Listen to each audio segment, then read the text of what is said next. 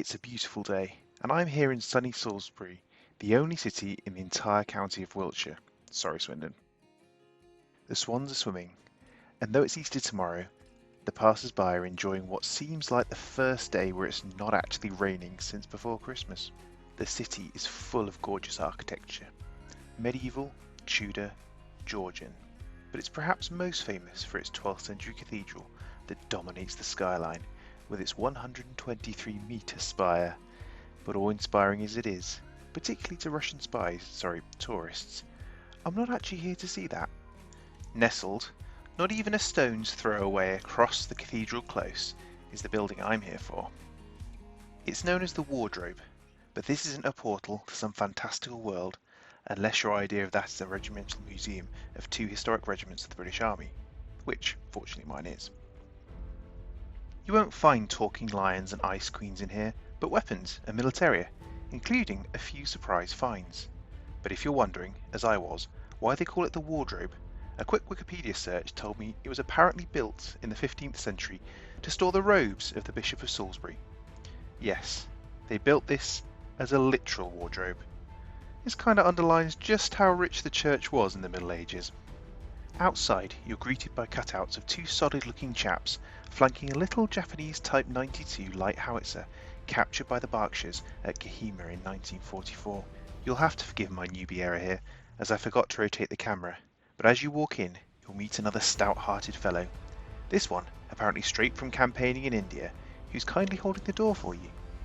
The first thing you'll notice, just past the reception desk, is a beautiful and accurate scale model of the D-Day landings at Bernay-sur-Mer, based on real photographs of the events. The building itself, now known as Canada House, is still standing to this day.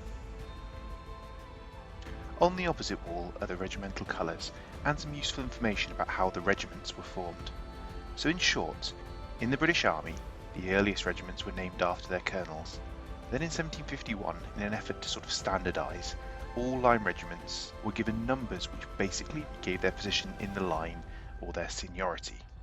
Then, in the Childers reforms of 1881, the numbers were done away with and the regiments were reorganised into county regiments. Then, in further reforms and amalgamations throughout the 20th century, regiments have been increasingly shoehorned together as we work our way inexorably towards the final super regiment, just called the Soldiers, which will consist of about 4 men and a dog. I'm being facetious, of course, but suffice to say, the history of the British Army is inexorably intertwined with budget cuts. So for our purposes, the Wiltshire Regiment was formed of the 62nd Wiltshire and the 99th Lanarkshire Foot. The Berkshire Regiment was formed of the 49th Hertfordshire and the 66th Berkshire Foot. The two were amalgamated into the Duke of Edinburgh's Royal Regiment, Berkshire and Wiltshire, in 1959, and then were amalgamated with the Gloucesters in 1994 to form the Royal Gloucestershire, Berkshire and Wiltshire Regiment, and then further amalgamated with the Devonshire and Dorset Regiment and the Royal Green Jackets to form the Rifles in 2007. And if you followed all that, congratulations, you're as much of a nerd as me. Let's get back to the museum, shall we? So we'll make our way through the arch into what I would consider a classic military museum. Dimmed but not dark, the lights focus on the quantity and quality of the exhibits on show, all neatly arranged behind glass cases. No large, blank, empty interpreting spaces, which is shorthand for people come to museums to be preached at, not to actually see stuff, right? I'm looking at you, Imperial War Museum North. No, instead, it's a nice, classic military museum with lots of items to look at. This light infantryman of the 49th Regiment is preparing for a night attack on Powley following the British victory at Brandywine Creek. What's immediately apparent is the lack of pomp and how rugged and practical he looks in comparison to how the Brits are usually portrayed in Hollywood movies. Stepping round the corner, you're met by a gorgeous display of late Georgian and Victorian uniforms and paraphernalia, including trophies, epaulettes, gorgets, swords, and a gorgeously impractical officer's bell-top shako from the 62nd Wiltshire Regiment.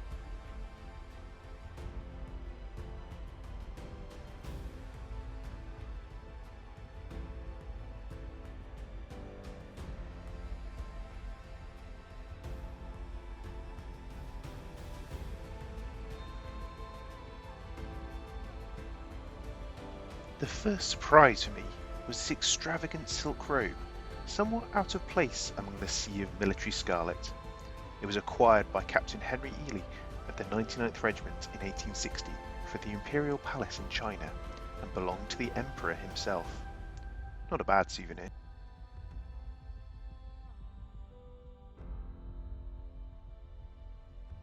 This next display deals with the events that the 66th Berkshires are perhaps most famous for. During the Afghan War. No, not that one. Not that one either. That's the one. The 66th took part in the Battle of Maiwand during the Second Anglo-Afghan War in July 1880. A small British force of just 2 brigades of British and Indian infantry were ordered to advance and engage what was believed to be the Afghan advance guard. However, it transpired that it was in fact the main force of Ayub Khan, the youngest son of the Emir, who had just been holding Herat and had set out with his army towards Kandahar. 25,000 Afghans met just under 2,500 British and Indian troops. A heavy artillery duel took place, but with the outgunned British artillery withdrew to resupply, the Afghans seized the advantage and attacked the Indian regiments on the left flank, who broke, and the retreat swept over the 66th Berkshires. This picture commemorates E Battery of B Brigade Royal Horse Artillery, who, along with a half company of Bombay sappers under Lieutenant Henn of the Royal Engineers, stood fast, covering the retreat of the entire British brigade. E Battery kept firing until the last moment, 4 guns limbering up when the Afghans were just 15 yards away, but the last 2 guns were overrun. E Battery withdrew 400 yards and then brought their guns to bear again. The sappers retreated as the guns withdrew. Lieutenant Henn and 14 of his men joined up with the men of the 66th Foot in a small enclosure at a garden in a place called Kig, where a valiant last stand was made. Though the Afghans shot them down one by one, they fired steadily until only 11 of their number, 2 officers and 9 other ranks, were left. Bloodied, but defiant, those 11 men bayonet charged the enemy. No Englishman lived to tell the story of the last 11 at Maiwand. The story was reported to the British later that year by a former officer of Ayub Khan's army, who said the Afghans had been truly impressed by the bravery of those men. No men survived, but someone did. The glorious last stand of the 66th captured the minds of the Victorian press and public. They loved a good last stand story. Pride for solid men of empire could turn the greatest defeat into a glorious moment worthy of celebration. You only have to look at the retreat from Kabul, Rorke's Drift, Modderfontein, even Dunkirk and Arnhem. All have had hundreds of paintings depicting the events, and the last 11 at Maiwand is no exception. However, in almost every depiction, you will notice a dog fighting alongside those brave men.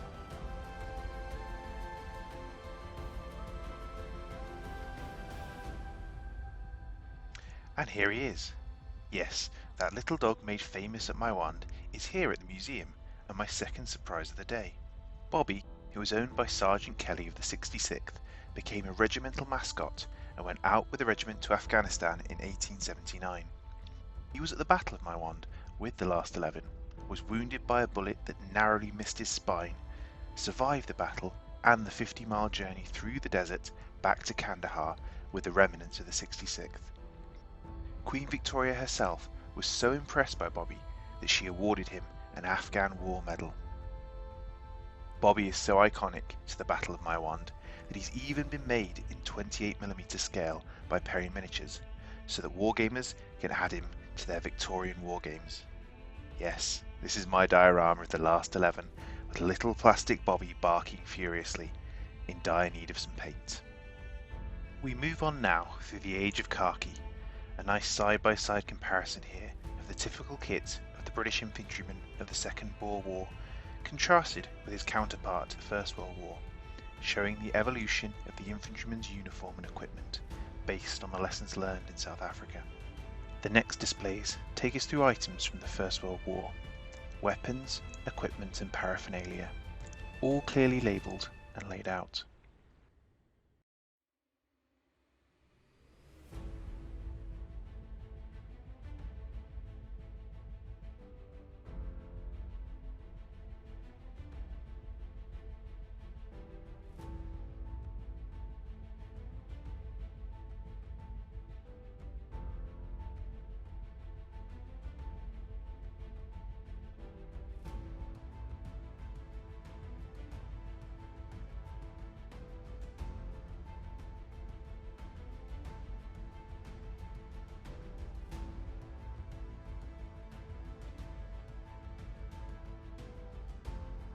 The other side of the khaki uniform case contrasts a tropical late Second World War uniform with one from the 1980s, showing again how clothing and kit changed drastically with the advent of camouflage uniforms in the mid-1960s.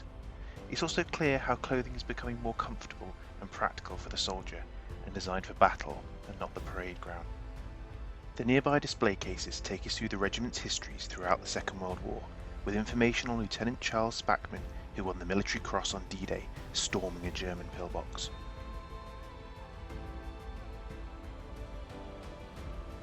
Rather more sobering are the items in this case. The 4th Battalion Wiltshire Regiment were given the enormous task of administering Bergen-Belsen concentration camp after its liberation. On arrival, the battalion discovered over 13,000 unburied bodies and 15,000 cases of typhus and dysentery. The men of the battalion provided crucial medical aid and supplies to these survivors of one of the most despicable events in human history.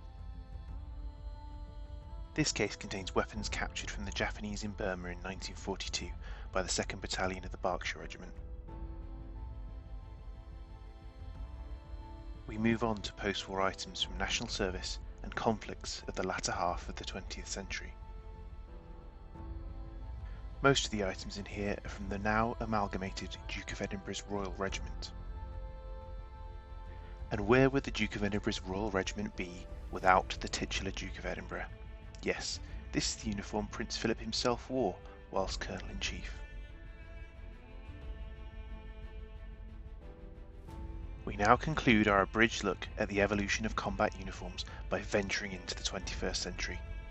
These two squaddies beautifully illustrate the changes of uniform and kit from the first troops into Afghanistan in 2001 to the modern day.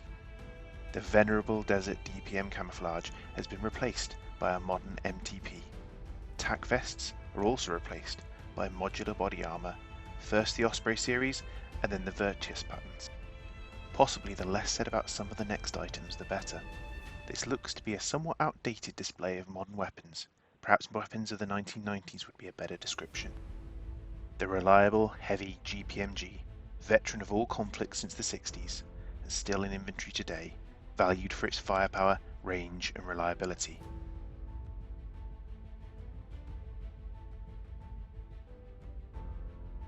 The much hated and now retired light support weapon with none of those qualities. The dependable, Browning high power, veteran of World War II and now finally retired, and an early SA-80, arguably the worst service rifle ever adopted by a major power. Sorry, Jonathan. As we move into the next room, we're greeted by another reminder of the grim realities of war. These temporary war grave markers were removed after the war when many were exhumed and reburied in the Commonwealth war graves. The rest of this next room is broken down into different aspects of kit. These are communication devices throughout the years, from drums and bugles to telephones and radios. Gas masks from the First World War to the end of the 20th century lie below nuclear, biological and chemical warfare suits of the 80s to the modern day.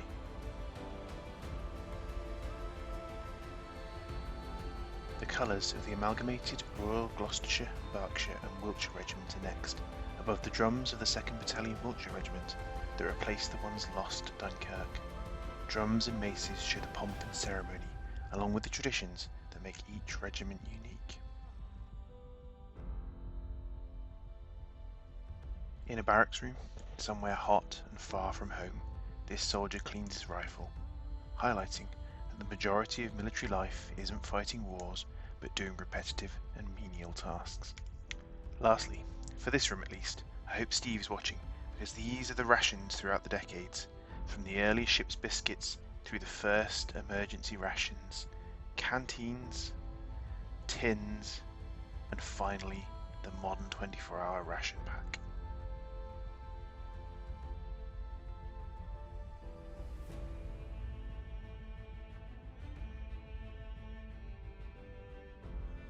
The final room contains the museum's medal collection and the obligatory enormous silver centrepiece for mess dinners.